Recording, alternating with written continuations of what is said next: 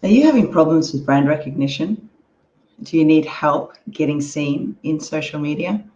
Hi, it's Leanne Cohens here, Digital Success Catalyst and owner of Marketing Leap. And today I'm going to be talking about how to build a brand in social media to actually increase the value and the clientele in your business. So I guess one of the first questions is, why is a brand so important? Well, branding is basically a marketing term or a marketing practice in which you create a name, a logo, a visual representation of what it is that your business actually stands for. And it is actually almost like all about who you are as a business and how you want to be perceived. Now, perception is a big thing when it comes to marketing because it really is all about how your clients see you. So one of my favorite quotes is a quote by Jeff Bezos, who actually says that your brand is what other people say when you're not in the room. So your brand name can actually be created to give a perception or a feeling of loyalty, of trust, of being a premium brand, or on the flip side, being a mass market, depending on how you show up, how you put yourself out there, how you're advertised, and how you promote yourself on social media. Now, hi Deirdre.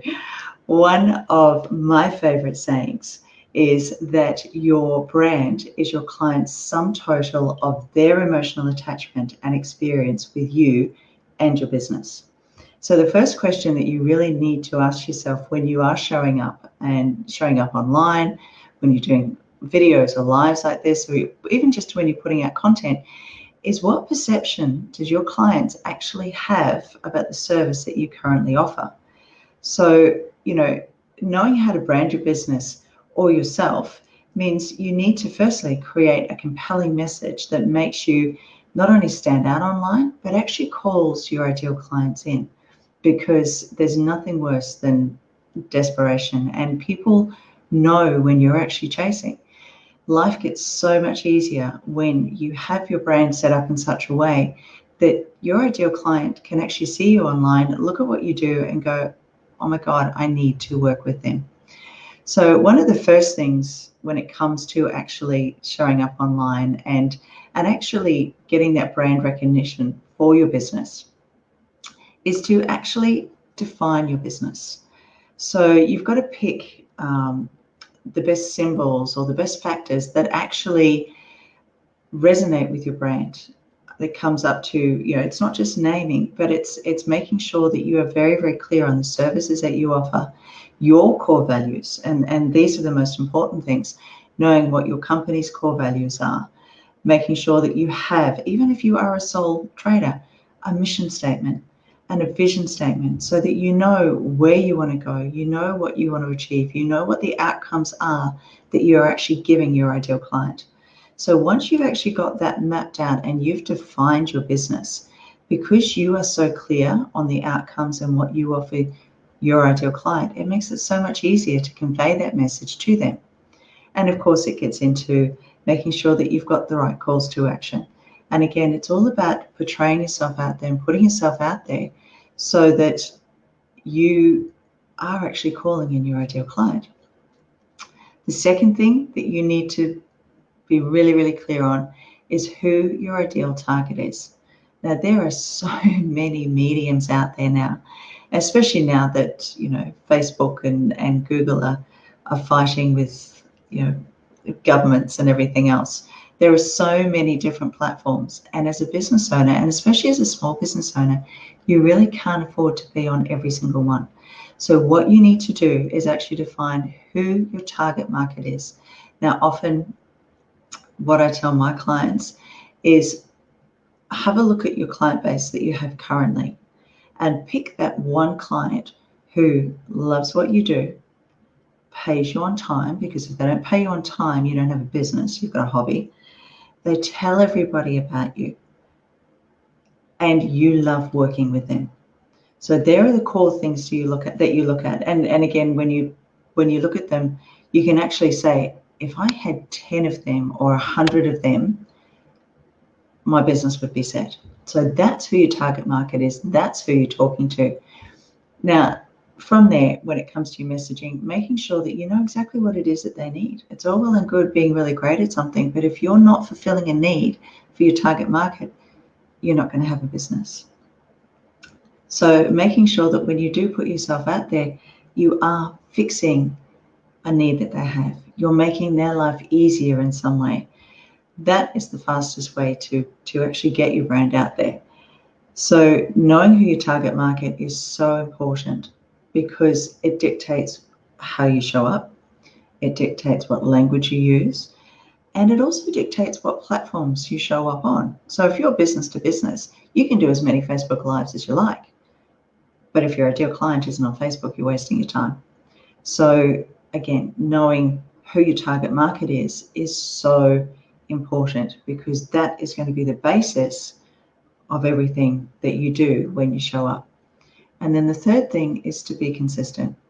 And as I'm constantly saying, and this is not my statistics, this is a Google statistic, your ideal client needs to see and hear you 22 times now before they start recognizing who you are. We are constantly being bombarded with marketing messages, regardless of where we're at. Even on our phones these days, we're getting reminders, notifications. Everything is constantly coming at us.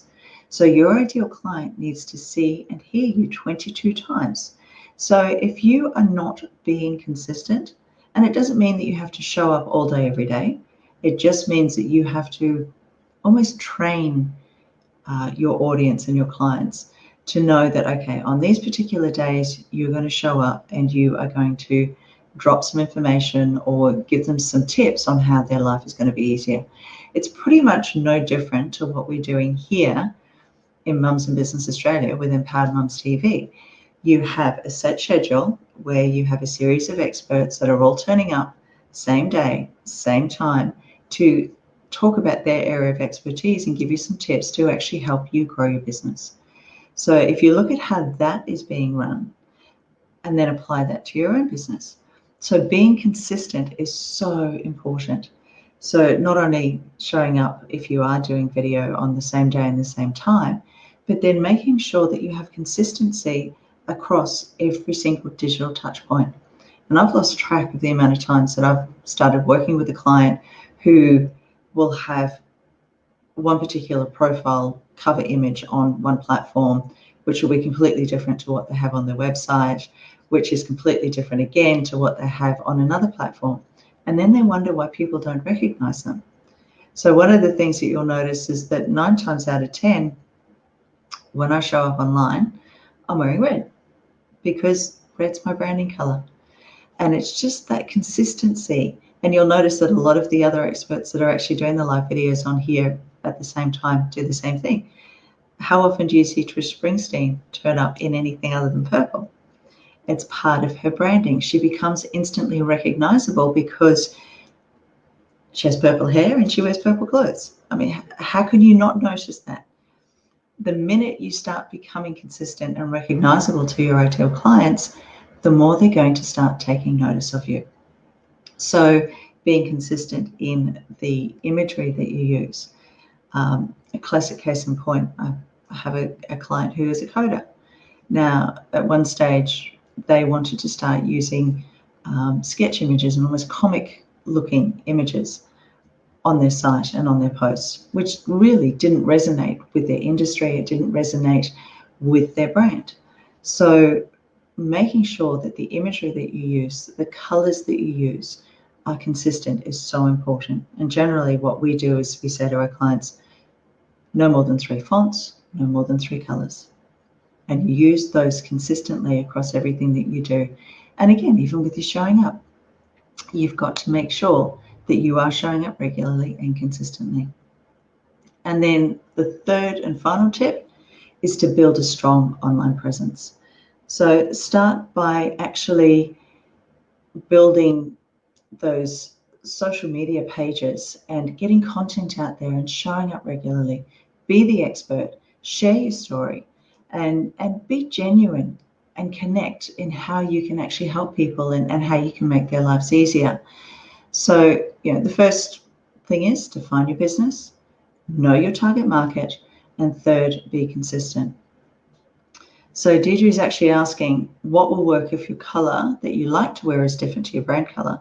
Well, again, like I said, when we do branding for clients, there's no more than 3 colors, no more than 3 fonts. So if you can find a color, Deidre, that aligns or matches with your brand color, then you can also do that. Again, it's all about consistency. So it really just depends on what your brand color is. But I mean, that was just a generalization. You don't actually, because of the amount that I do online, I wear a lot of red. But for yourself, just finding a color that matches or that aligns, that can actually make you instantly recognizable, is a big thing. So I hope that has been of some value to you today.